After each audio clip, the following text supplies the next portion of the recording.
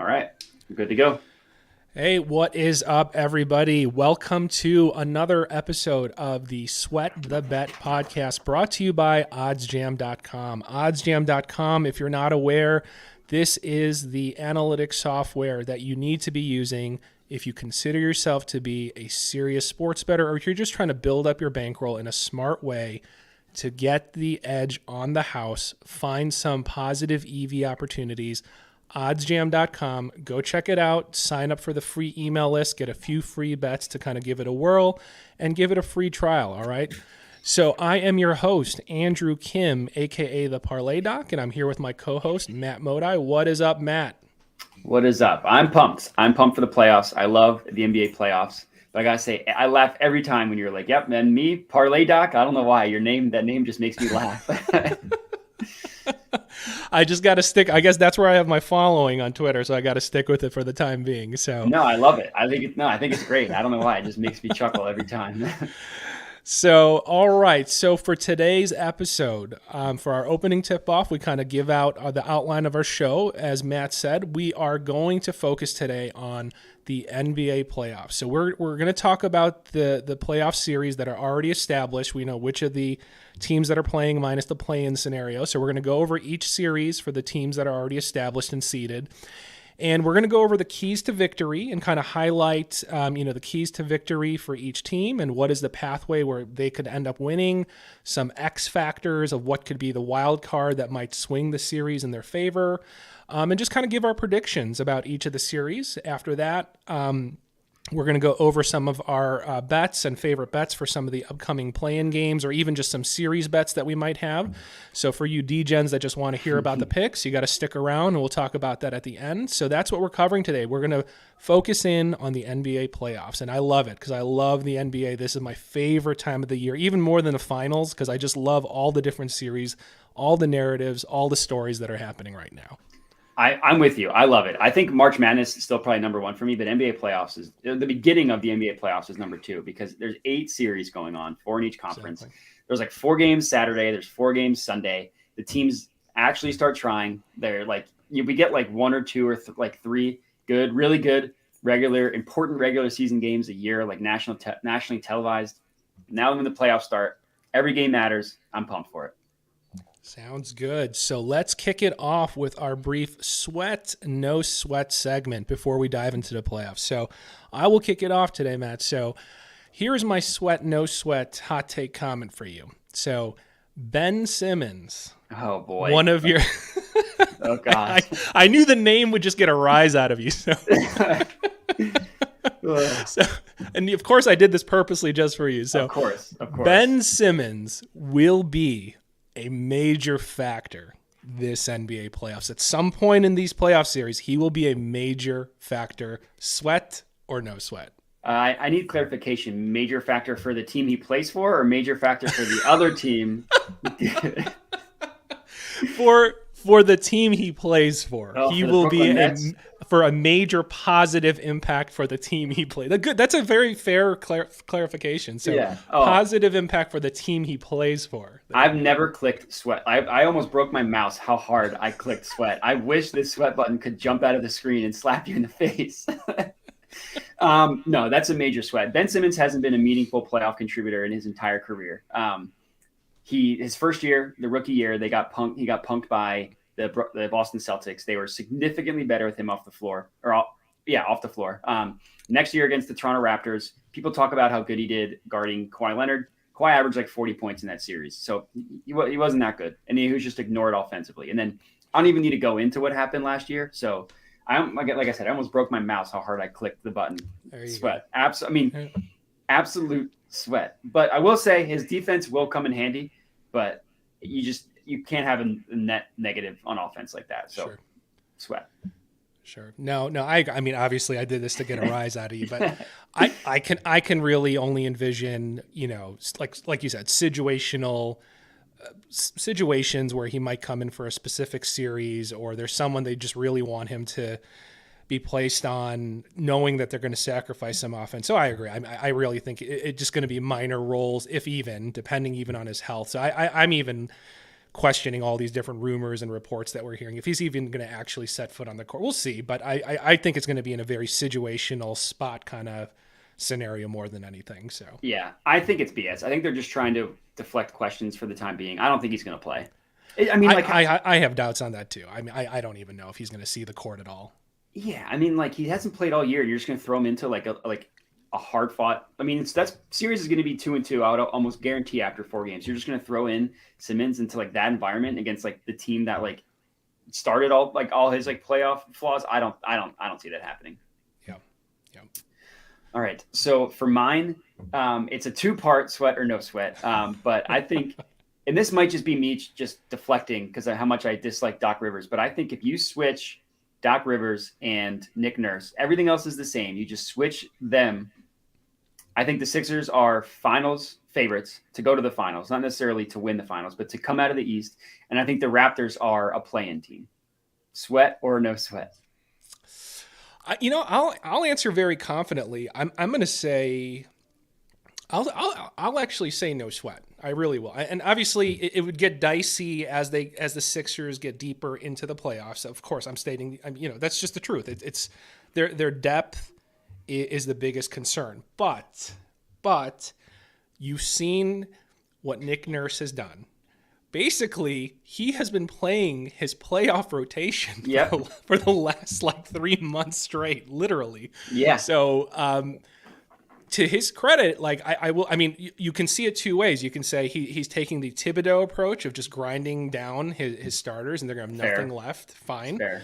But at the same time, there's clarity. You know what your role is. Just go do your job. And we're not going to do any funny business.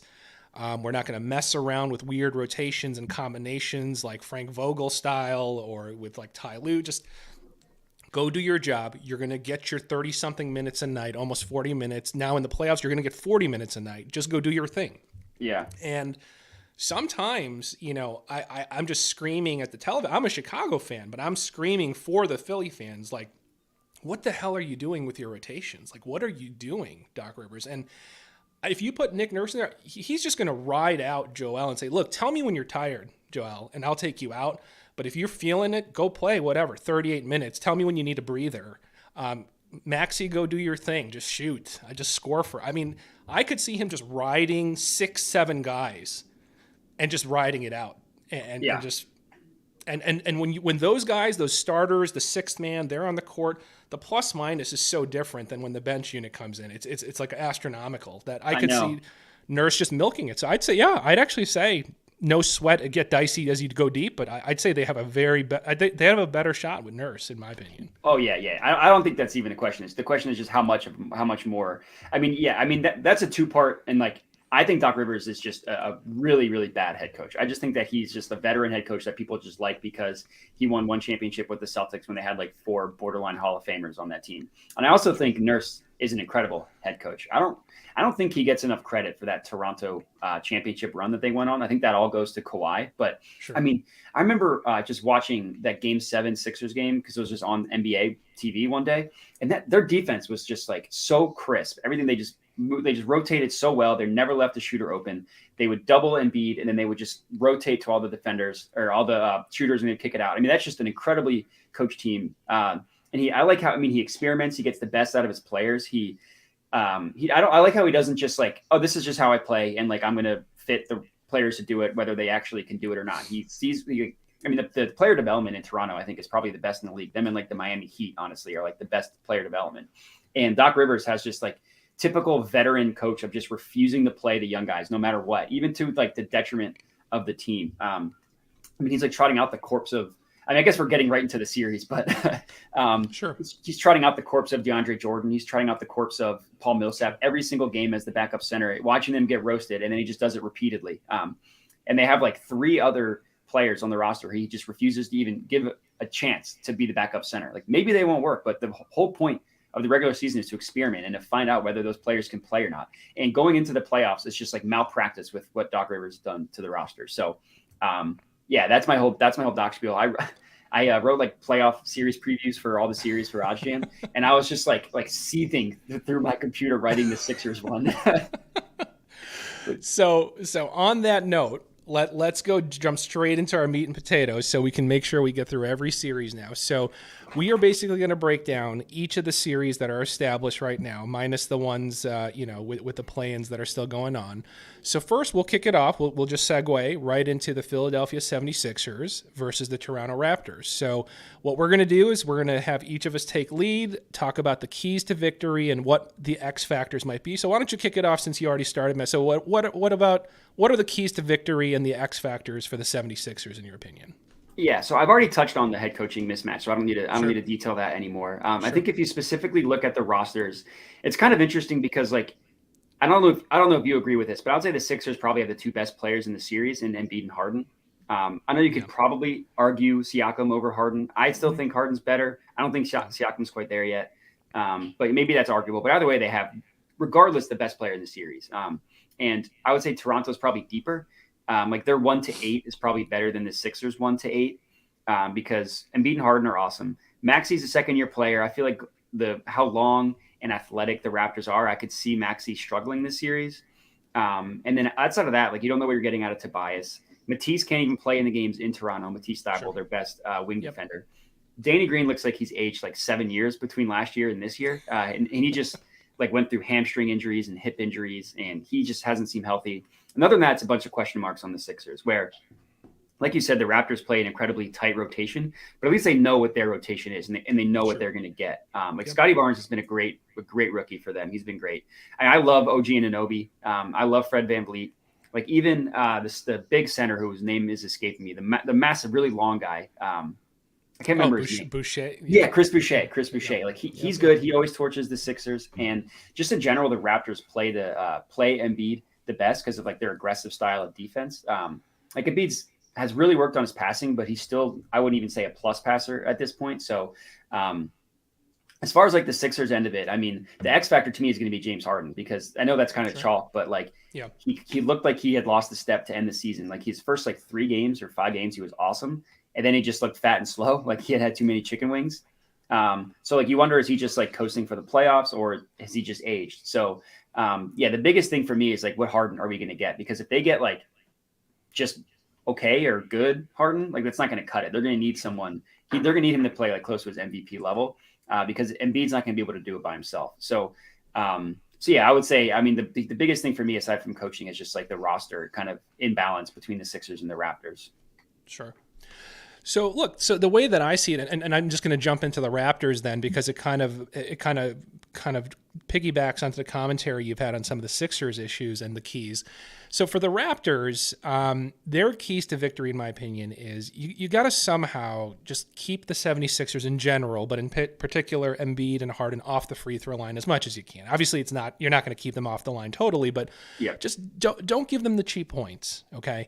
The 76ers, I mean, I know it's become almost a running joke how many calls they get. They were like 3rd in the NBA overall in free throw attempts. And I'm sure I don't have the specific metrics since Harden joined. Maybe it's gone up possibly, but 3rd overall in the regular season, right?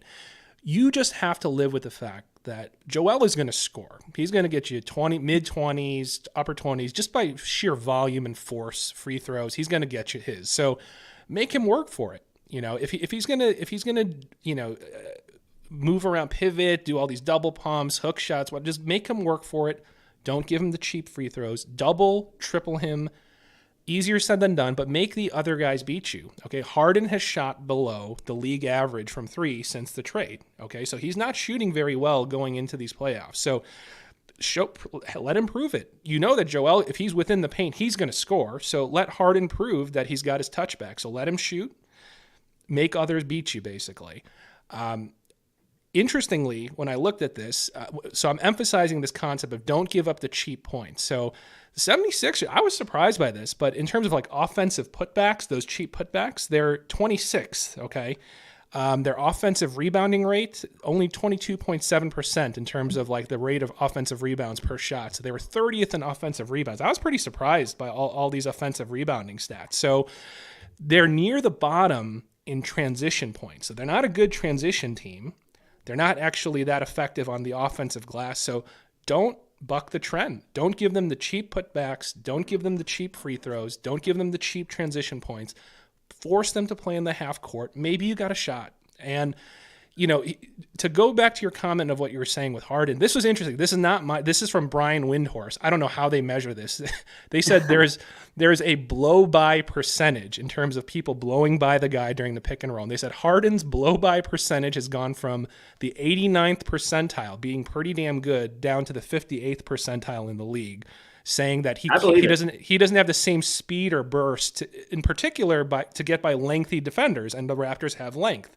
So that is going to be another key to victory, is being effective in guarding that pick and roll. Now, the X factor, and I'll be brief on this, is Scotty Barnes, in my opinion. He's likely going to be matched up on Harden. So can he, if I were Nurse, to say focus all your energy on the defensive end to just disrupt that two-man game. I know Maxey and Tobias have actually been shooting somewhat better in the catch and shoot, so it's going to be a challenge. They're actually doing well, but can you disrupt the two-man game, force other guys to beat you? So I'm hoping that I think Scotty Barnes may be that X factor and how he's going to try to disrupt that two-man game and guard Harden. So those are my keys to victory and the X factor for the Raptors. I like it. No, I agree with pretty much everything you said. The only comment I'll make is regarding like transition points and offensive rebounding percentage. That is where I'll admit you see the weakness without having Ben Simmons, because those are the two things he was good at. He was like the only athletic player on the Sixers in terms of just like someone who can jump and someone who's fast. So they have like a bunch of like plotting. Like Embiid, as good as he isn't like a high flyer or like someone like who's fast or anything like that. So that's where I'll know you see the Simmons impact. And as far as predictions go, I took the Raptors in 6. I think the Raptors are a horrible matchup for the Sixers. Okay. I think the fact that they don't have Matisse Thybulle, who's their best wing defender, is a big deal. And I mean, I could just see this being a series where like we're screaming at Doc Rivers to do something different, and then he does it, and then he gets fired and he goes and coaches the Lakers. Okay.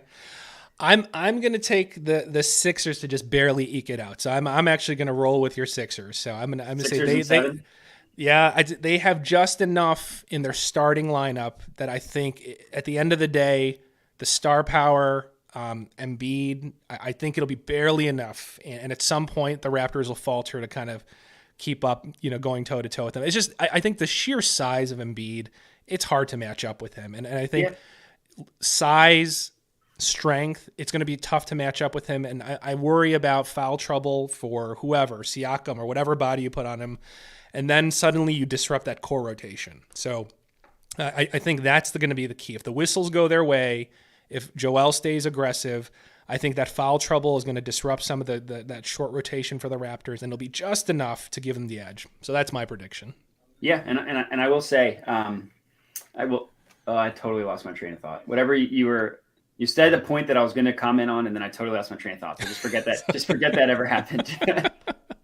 So moving on to the other East Coast series, we got the Milwaukee Bucks versus the Chicago Bulls. So since I'm a Chicago and a Bulls fan, I'm going to let you kick it off with the Milwaukee Bucks. What are their keys to victory and their X factors? Well, I no offense, I think we can keep this one a little bit brief. The Bucks are the biggest favorite in the first round. They're like minus 1,100 to win the series. I mean, the keys to victory is really just don't beat yourselves, which I think the Bucks do pretty well. I mean, they were 4-0 in the regular season against the Bulls. I mean, I looked up the advanced analytics. I don't want to just totally brag on you, but I mean, they were like the 4th worst team in the NBA from March 15th on. They were like below half just from like, I forget the exact date, but it was basically from when Ball and Caruso got hurt. Yep. They were like a below average team. DeRozan had that stretch where he scored like 30 straight and however many games that was, but he's kind of faltered off. Yep. LaVine had his like worst point per game total since 2018, which I don't know if that was knee trouble or if it was just because they have so many more scores on that team now. He didn't need to do it. Sorry, I'm talking more about the Bulls, but no. But keys to victory, I mean, like as long as everybody stays healthy and they don't beat themselves, like Giannis doesn't shoot 1 of 18 from the free throw line or shoot too many jump shots, or Chris Middleton, he's kind of known to disappear in certain games. So maybe like, I don't know. I think I don't see a lot of scenarios in which the Bucks don't win this series in 5 games. So, I mean, my X factor, I had Chris Middleton because sometimes he can disappear. And randomly, you just like look up and he's like 3 for 10 with like 12 points. And you're like, what the hell happened to Chris Middleton? So as long as he doesn't completely disappear and as long as the Bucks stay healthy, I mean, I took the Bucks to win in 5. Gotcha. So for me, I don't disagree with anything you said. I think the odds are actually very appropriate. Yeah. What are they? I think they're minus 11. What was it? Minus 1100 for the 1100. series, or Yeah. I actually think those are well made odds. I think those lines are very appropriate, and I'm saying this as a Chicago Bulls fan. Objectively, I don't see many paths to victory, but here will be the keys. Okay, so keys to victory for the shot. If there's a shot in hell, Levine and DeRozan, they have to just be aggressive early on. You got to get free throws. They have not been getting to the free throw line, and it's just atrocious sometimes how few free throws they're shooting. I think in one of the games versus the Bucks, they might have shot like 1 or 2 free throws in the entire first half. I'm being serious. So it's like they got to be aggressive. I don't care at this point. We know the deficiencies. Their defense is just not there. There's so many different, arguments of why, but regardless, the defense is just not there. So you have to just flat out outscore these guys. So I need to see Levine and DeRozan shoot 25, 30 shots each minimum. I want to see literally 25, 30 shots each. Screw everyone else. I don't even care about Vucevic, whatever. Just shoot your shots, okay? If you can score 40 and 40, maybe you might steal one game. So I literally think they might steal one game if Levine and DeRozan just shoot 30 shots each. They both get 30-something, 35, 36 apiece. Role players step up and play out of their minds. They might steal one at home. I don't know how they're going to keep Giannis off the glass. Giannis had 12, 16, 17 boards and 9, but the 9 was in a blowout where he didn't need to try. So basically, he's just killing them on the glass by himself. In terms of how you match up with him, the only thing I could say is just bait him to shoot from the outside. It partially worked for the Nets in the early part of their series last year, and then somehow he started hitting some and not falling for it. But like in the early part of the series, bait him, let him shoot. That's all I can say, really. There's no other way to really do much about Giannis. And the only X factor is Patrick Williams just came back. He's still acclimating, so I'm not going to expect he's going to play out of his mind, but who knows? Can he be a spark? Can him and Io basically, can they do something and just maybe help you steal one game? So maybe Patrick Williams can be, that max effort, high motor guy, give you a spark on the offensive end for a game or two, out hustle them. I don't know. That's the only thing I can see as an X factor is maybe Patrick Williams gives them that extra spark for now. But minus Levine and DeRozan just shooting out of their minds tonight, I can't see them stealing more than one game. So I will agree. I think it's going to be Bucks in 5 or Bucks in 4.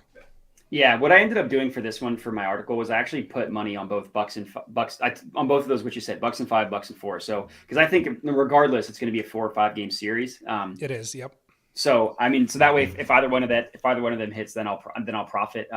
The only thing I'll say about like stealing a game is the Bucks are, for whatever reason, notoriously slow starters in a series. Like I remember the bubble year when they were the 1 seed, they played the Magic in the first round and they got like dominated by the Magic in game 1, and then they won 4 straight. And then last year against the Heat, the game 1 went into overtime because Chris Middleton like tied it up with the last second, and then they just like demolished the Heat the rest of the 3 games. So I think if the Bulls are going to steal one, it'd probably be game 1, and then I think it's just game over. Interesting. Okay. Yeah, I agree. I can't see them taking more than 1 at the end of the day. So yeah, that's where I'm at as well.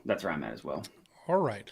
So moving on, a very fascinating. I think this is going to be a gritty series. I think it's going to be very close. Even no matter what the number ends in the series, I think every game is going to be a battle. So this is the Boston Celtics versus the Brooklyn Nets. So why don't you kick it off, Matt? What are the keys to victory for the Boston Celtics, who came on super strong, and it was like a tale of two halves of the regular season, and they really turned it on in that second half. So can they keep this momentum going, and how are they going to take this series?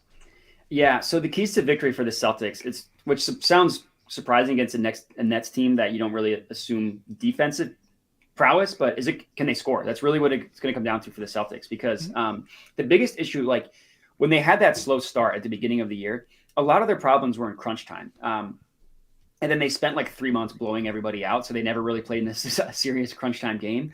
But the one game that to end the year where it was close, it was a really important game for the Heat. Against the Heat, like that, they could have been the 1 seed if they had won that game, but their offense just like slowed down to a snail's pace in the fourth quarter. I think they like scored 6 points in the last 6 minutes. And the MO, how you guard the Celtics offense, is they don't really have a plus facilitator, right? Like you don't have someone that you would call a true point guard. That's why Kemba was such a big deal for them, in my opinion. When they had him, he was so important.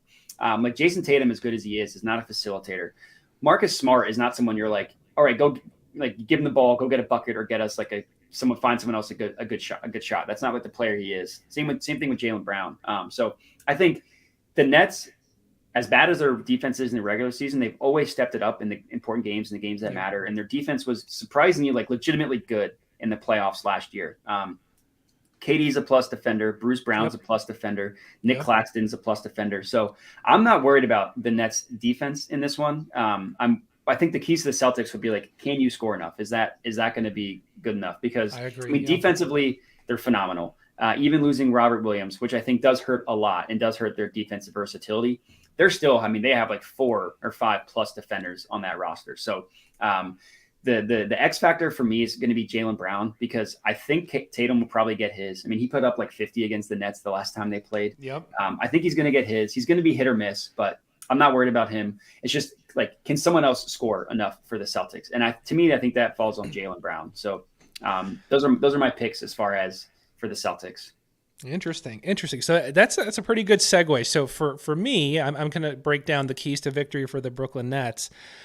So interestingly, the keys to victory relates exactly to what you said. So your X factor is kind of the key to victory for me for the Brooklyn Nets. If I see them winning, I think you force Jaylen Brown to beat you. So Jaylen Brown and company, let him shoot all day and just live with it. Because like you said, Tatum, he is the engine to the Celtics right now. Like you said, they don't have a true Mike Conley, some true point guard. Yeah. So clamp him down, just give them the open shots. I don't care. And Jaylen Brown, he can get his. We know he can be a prolific scorer on certain nights, but other nights he's streaky and he's going to brick 6 threes and he'll keep shooting. So I'd say force Jaylen Brown and the rest of them to beat you. Just clamp down Tatum. Don't let him be the facilitator. Don't let him get 40, and just live with the rest and just see what happens. Easier said than done. The second key is you got to steal the games early, the first few games, because Robert Williams, like you said, he's out, but rumors are saying he may be on track to maybe, if the series goes long, he might come back at the tail end of the series possibly, if it went to like a game, 5, 6. So take those first few games. So in the first few games, don't fall in love with lazy jumpers if you're the Nets. Just, you off the ball players, make sharp cuts to the hoop, get to the interior. Kyrie's got to be aggressive, kick it out. As much as I love Horford, I think he's a cool player. He's a nice dude. But Kyrie, if you can force a switch and get him on you, he will tear him apart. And I don't care. Kyrie's a weirdo. Okay, he is a freaking weirdo. But anyone who watches him just for his basketball IQ and his skill, he is elite. And you saw, how he started off that game against the Cavs. He was just tearing it. He's feeling himself. I expect more of the same, that he is fresh. He is fresh this season. He has got, energy. I want to see him be aggressive, especially the first few games when Williams is not there, and just attack the rim. The X factor for me is Bruce Brown. Can he continue to be the glue guy? Can he do all the dirty work, the points, the rebounds, the assists? If he can give you 12, 14 points like he's been doing, that's just the cherry on top. But the rebounds, the assists, the defense, the hustle, he is the X factor. If he can keep that up the way he's been doing the last few weeks, the last month or two, I think he can swing the series if he continues this high level of play. So for me, that's going to be the X factor for the Brooklyn Nets. And prediction-wise, man, it's tough. It was really tough. God, while you're brooding over it, one thing I thought was interesting is the Celtics are favored to win this series. I think I saw them at -145 on Caesars, but the Nets have better future odds to come out of the East and to win the finals. So one thing I thought was interesting is I guess Vegas thinks that the Celtics are going to win, but that if there is a team that has a chance to go on a run, it's the Nets. I ended up choosing the Nets here. What it came down to me was just Kevin Durant and Kyrie Irving. There's simply no defense for them. And I think you can stop the Celtics offense. As good as the Celtics defense is, sometimes what it comes down to is KD just hits a shot over Tatum and Horford or Jaylen Brown. And that just is what it is. Yeah. Yeah, no, this relates to one of my bets later. So I am taking the Nets barely. I'm going to say they're going to eke it out maybe by a game or two. So the Nets in 6, Nets in 7, but I think they really got to take those first couple games. So I am going to roll with the Nets. Yeah, I took them in 7 have it out there. All right. So Moving on now, we're moving on to the Western Conference. So first series we're going to talk about Utah Jazz versus the Dallas Mavericks. So Matt, kick it off. What are the keys to victory and the X factors for the Jazz? Yeah, this really sucks about Luka's health. So the keys to victory are just like, don't implode. Please, God, don't implode. I mean, this Jazz team is like, I was so disappointed. I mean, not disappointed. It was upsetting that Luka got hurt because this Jazz team was just ready to go on vacation. They're so done. Donovan Mitchell, you could just tell, so done playing with Rudy Gobert. They're just done. And now they like luck out, played this Mavericks team without Luka. And I really like this Mavericks team. I mean, they went on like a good run to end the year. They went all the way up to fourth in the West, which is where what this 4-5 series is. I mean, that Porzingis trade getting Spencer Dinwiddie, I think, was like huge for them. Yep. So for the Jazz, I mean, it's really just like, can you just keep your pants on for an entire game? Can you not just freak out in the fourth quarter and lose? Because I've heard, like, I'm not a doctor, obviously. I know you're the parlay doctor, but I don't know. Like, calf injuries, I've heard a bunch of weirdness about. So it doesn't sound like Luka's going to come back. And if he does, I don't think he'll be 100%. So, like, can you not soil yourself for a 4-game series? Like, they lucked out getting the Mavericks without Luka. So can you just not freak out? So for me, the X factor is going to be Rudy Gobert, because like the way you play deep, like everybody knows the keys to beating the Jazz is just you force him out on the perimeter. He's not bad himself at doing it, but the Jazz have really bad wing defenders. So when he's not sitting in the paint, deterring people from the basket, that defense is easy to beat. So the key is Rudy Gobert, but not necessarily him specifically, but just like can the Jazz defenders like Royce O'Neal, like I don't know if like Bojan has even have anything left in defensively, but can they keep the Mavericks out of the paint, and that way let Rudy Gobert just not be just totally pantsed like he was last year against the Clippers. Sure. I swear I'm gonna have to look this up because I don't want to say this is a verified stat, but like I read somewhere and people kept posting about this during some of the Jazz slumps in the recent weeks, where someone said like there was a statistic out there about the rate of passes, from Donovan Mitchell to Rudy Gobert on the events. I saw this. Right? Did you see that? Like, yeah. I don't know. I can't verify if that's true, but they said basically he has no love for Rudy, basically. And there's like almost like no passes, no dishes to him in like a pick and roll scenario. Like it seemed like, and I was kind of surprised by the statistic. I'll have to go look that up, but I don't know if that's true or not. But it seemed like there was some weird anomaly where there was like almost no love between the two in terms on the offensive end of the side of the court. So I saw that. Very weird. Very weird. Weird. I'll keep this brief because, I think you summed it up. For the Dallas Mavericks, I if they don't have Luka, they're on life support. I mean, that's it. I mean, the key to victory is Luka going to be healthy. Right now, they're saying he's probably going to miss game 1. They're saying maybe even game 2.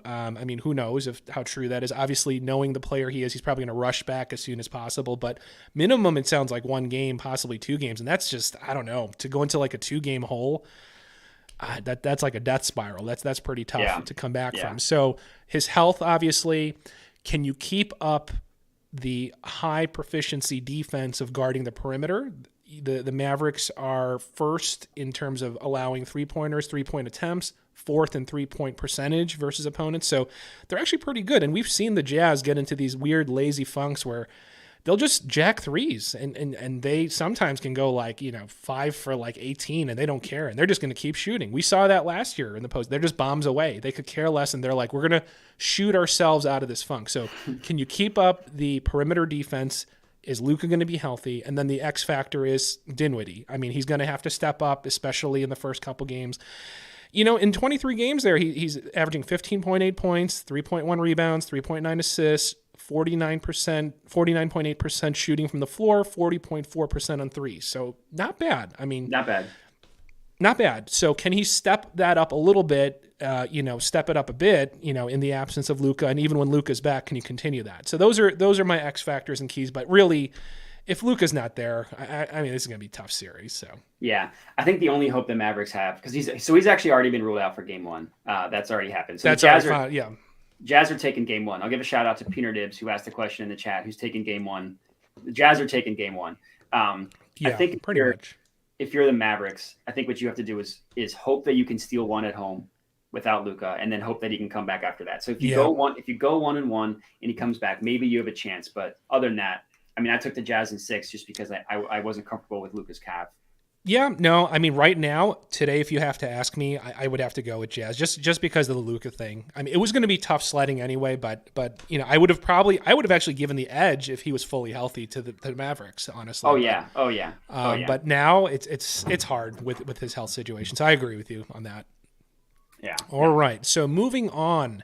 Next series, Golden State Warriors versus the Nuggets. So Matt, what do you got as the keys to victory and the X factors for the Warriors? So for me, not that difficult, but is Steph Curry healthy or not? Exactly. That sums it up. That sums it up for real. That's I mean, the Warriors were 45-19 in the games that he played. The game when he hurt his foot, they lost like 7 straight, and then they had a really easy schedule. And I think they won 2 or 3 at the end. Kind of meaningless basketball, but as of right now, he is playing in game 1 on a minutes restriction, according to Steve Kerr. He went through the shoot around and the scrimmage today, and everything looked good. So he's playing game 1.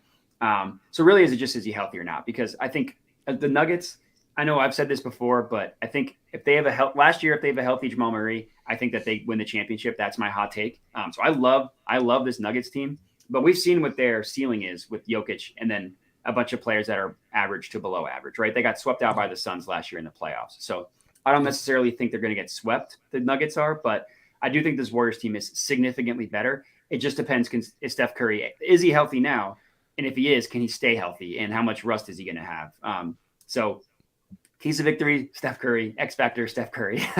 Gotcha. No, makes sense. So mine's pretty succinct as well for the Nuggets because it's a one-man show, let's be honest, right? And I'm not trying to be, overly simplistic, but that's the truth. It's the Denver Nuggets is basically Nikola Jokic, all right? He's carried the team. That's why he's in the MVP talks, right? So keys to victory, I know this sounds weird because everyone loves Jokic and being in triple-double mode, being a walking triple-double, but I really got to see him be aggressive. He's got to be in a score-first mentality from the jump. I mean, from minute 1, from tip-off, get into the post, do your thing, score.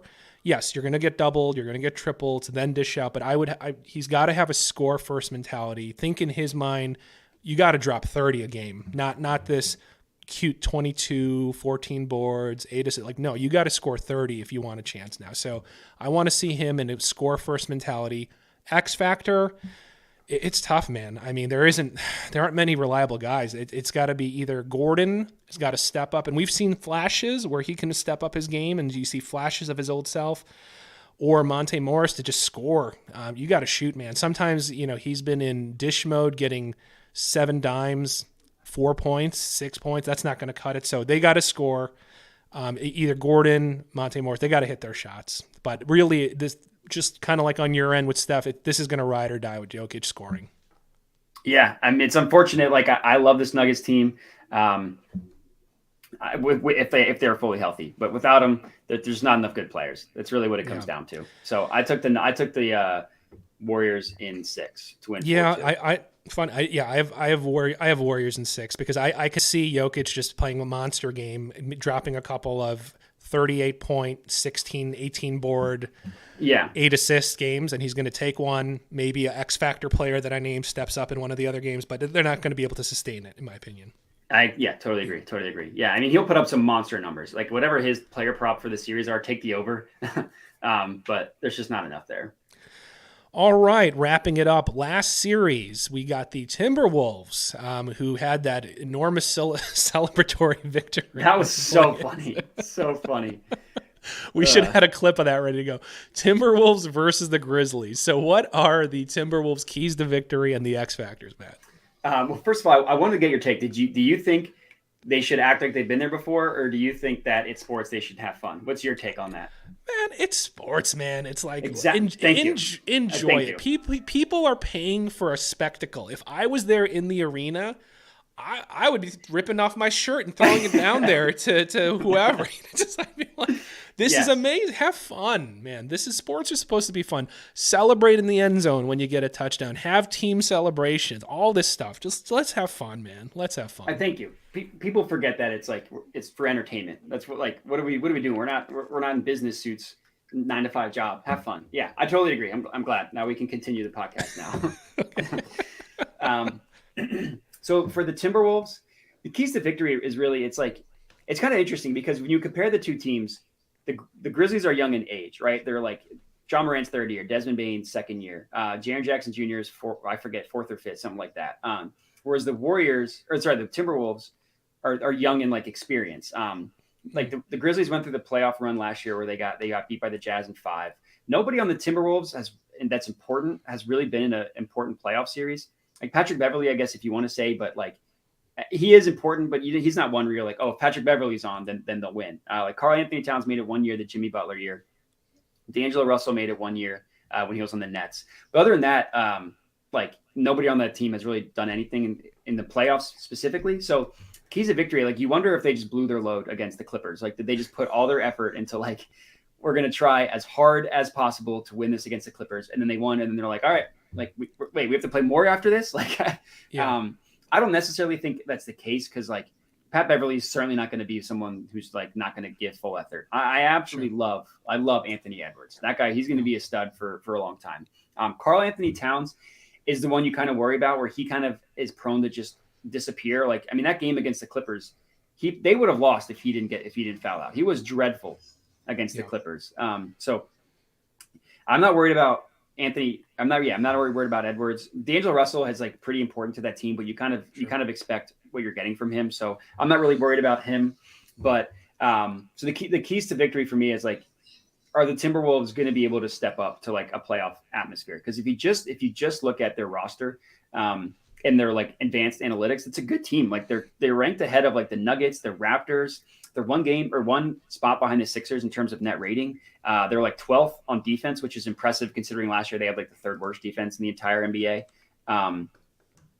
And offensively, they're like 4th or 5th. I saw they had the best offense in the NBA in the year 2022. So if you just do January 1st on, they had the best offense. So the team itself is good. You just wonder, like, is it because it's their first playoff run? Are they just not going to? Do they not quite understand what the difference in playoff basketball like the Grizzlies do because they went through it a year ago? Sure. So that's that's the keys of victory. My X factor is going to be Karl Anthony Towns because, like I said, you're going to get D'Angelo Russell, or you know what you're getting from him. You know Anthony Edwards are going to show up, and is Cat going to shrink down like he did against the Clippers? Like with Steven Adams, he's going to get in his grill, and Cat's just going to kind of shrink down like we've seen him do before, or is he going to step up? So that's my thoughts on the Timberwolves.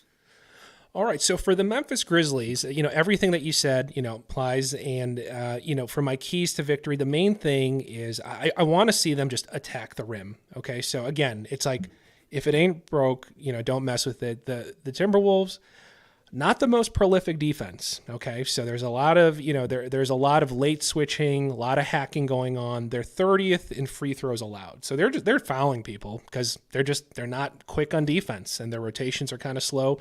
So don't buck the trend, attack, be aggressive, off the ball movement, just get to the free throw line, get your cheap points, eat them up, basically. Just do what's been working for all the other teams that have been eking out victories against the Wolves is get to the free throw line. Attack, be aggressive, don't settle for lazy jumpers. Minus Beverly being just hounding people on defense, junkyard dog. I mean, and then, Cat throwing up his arms to act like he's playing defense sometimes. It's like, just attack the rim. Just get to the rim. The X factor, I actually sat here later. I actually changed it. It's funny because it relates to your keys to victory is I'd focus on just shutting down Edwards actually, because I think you have enough bodies to put on Cat just to hassle him. You don't hassle him enough. And I'm not convinced that him getting 24 points, 22 points, and 10 boards, that's going to swing a series. I'll live with that. So like let Adams, let whoever bang on Cat, just be physical, bother him, make it uncomfortable all night, and shut down the X factor on the other side, which is Anthony Edwards. Because I'm more worried, if I were the Grizzlies, about Anthony Edwards feeling himself early in the series. Okay, so that's the key. Shut him down in game 1, game 2. Don't let him feel himself. Lower that confidence, because if he gets going, we know he's capable of dropping 35, 40. I mean, if he gets hot, he'll just keep shooting. I mean, we can see him go 0 for 14 at one point, but he's going to keep shooting. So I'd say shut him down and live with Cat. I'll live with Cat getting his 20-something points and 10 boards. And I'd say shut down Anthony Edwards. and let your big guys do their thing, man up on Cat. Yeah, that's kind of interesting because the Clippers, their clear defensive goal was to stop Cat. They're going to do whatever we can to stop Cat. And it's almost like when he fouled out, they're like, well, now we don't know what to do. Like this, we didn't sign up for this. Yeah, exactly. So as weird as I actually was thinking about it, and I said, I'm more fearful of a hot Anthony Edwards night.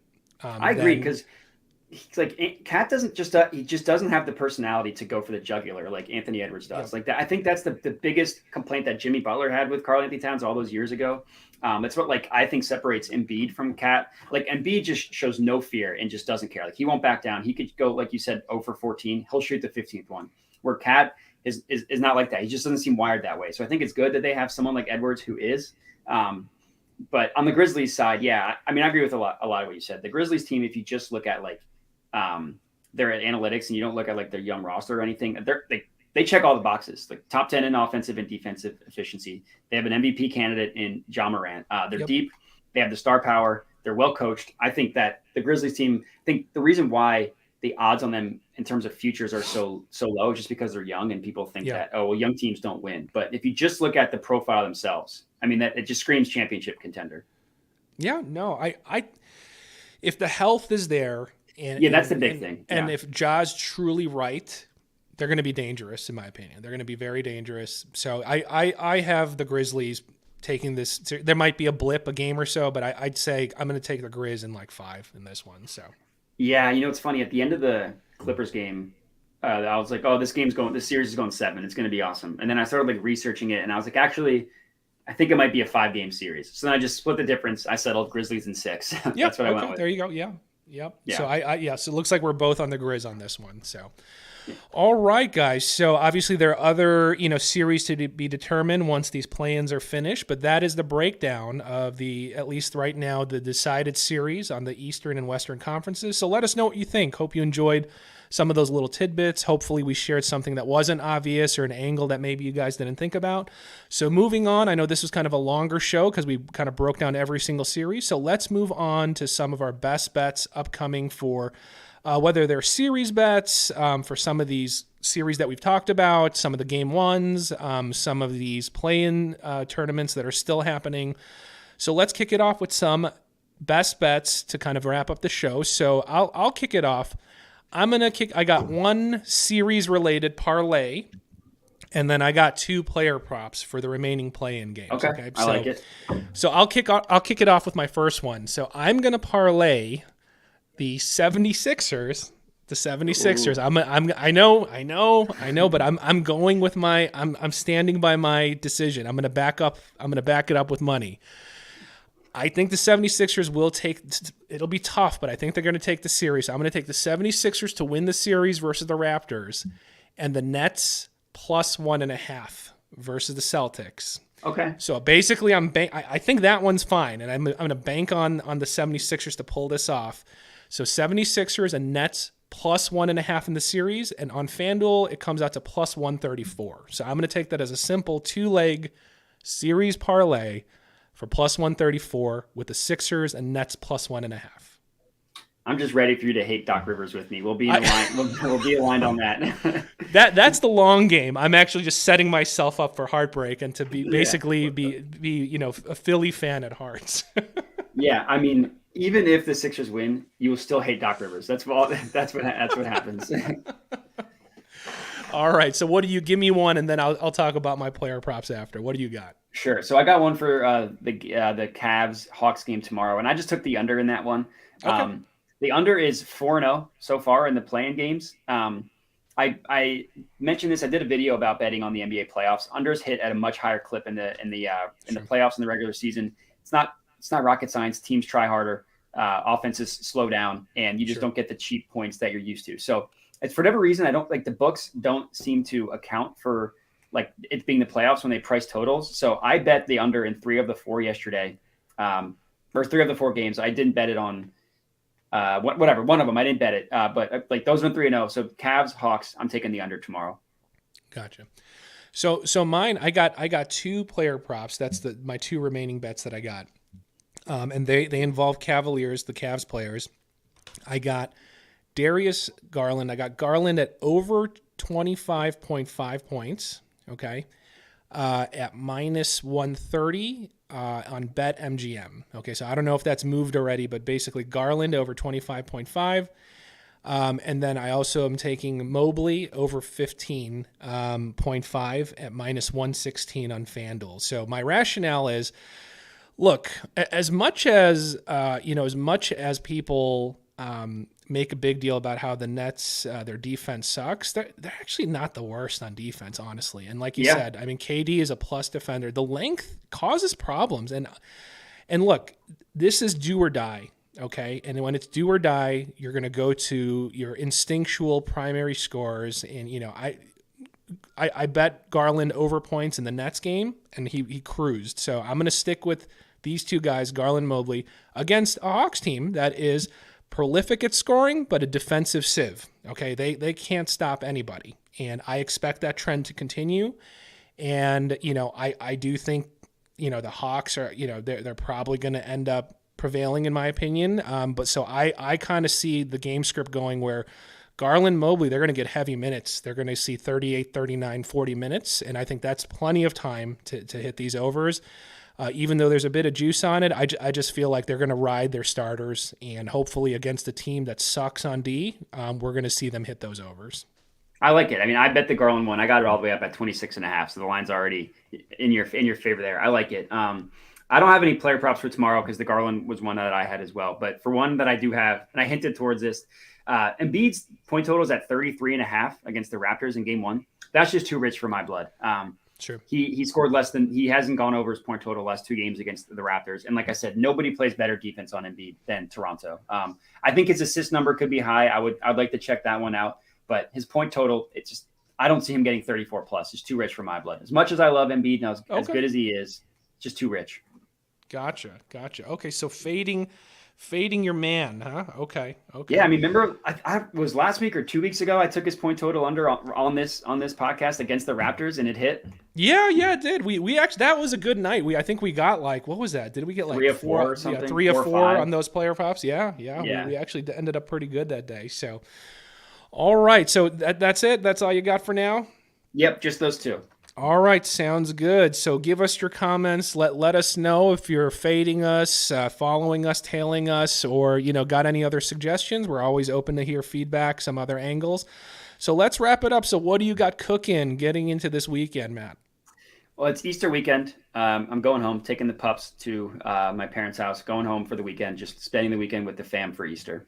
Pretty easy. I guess you're going to Wisconsin with the kids. Yeah. So last weekend I was in Vegas. I was over there, with my wife celebrating an early birthday. So we were over at the Cosmopolitan, very nice hotel. I would highly recommend it to anyone. So definitely not that old school Vegas vintage vibe, but I don't care. It's modern, upscale, tons of eateries and stuff inside. I love it. It's like you have a bunch of like hole in the wall restaurants all in one place on the second floor. Awesome place to stay. Yeah. So out of guilt, because we ditched our 6-year-old son, Tyler, to go to Vegas, I'm going to, I had a short work week. I packed my work week into a couple days this week. I'm going to take him to the Wisconsin Dells to some mega indoor water park called the Kalahari. I've never been there, but it's like some mega gigantic indoor water park with like an amusement park built in. So we're going to schlep over there with a 3-hour drive, spend an entire day, entire morning the next morning, and then drive back to Chicago because I got my big 40th birthday coming up this Sunday. So nice. Yeah, the big 40. So if you guys have any suggestions for mega lotto irresponsible DGen parlays, send them my way on Twitter at parlay. To the doc. Yeah. Send them to me because I want to fire off some birthday parlays and have my birthday luck rub off, and hopefully we can hit some of those. So send me your DGen absurd long shot plus 50,000 so I could fire off a buck or two on my birthday on Sunday, guys. I love it. The only thing I will add is for those of you watching on YouTube, just follow us on the podcast apps. We're on Apple Podcasts, we're on Spotify at Sweat the Bet. So I know you love seeing our beautiful faces, but if you could subscribe to the podcast and just give a like, give a review, all that stuff will help us out a lot. Just wanted to highlight that at the end, but no, I'm good. I'm excited for the playoffs. Like I said, I absolutely love the NBA playoffs. even though the Sixers are probably going to tear my heart out like they do every year. I don't care. No, man. Let's have faith. Let's help my bet out. Let's have faith in the Sixers just for one series. Let's have faith in them. Fair. I'll give you one. All right, guys. Thanks for checking in to the Sweat the Bet podcast brought to you by OddsJam.com. Good luck on all of your wagers, everybody. All right. Thanks, guys.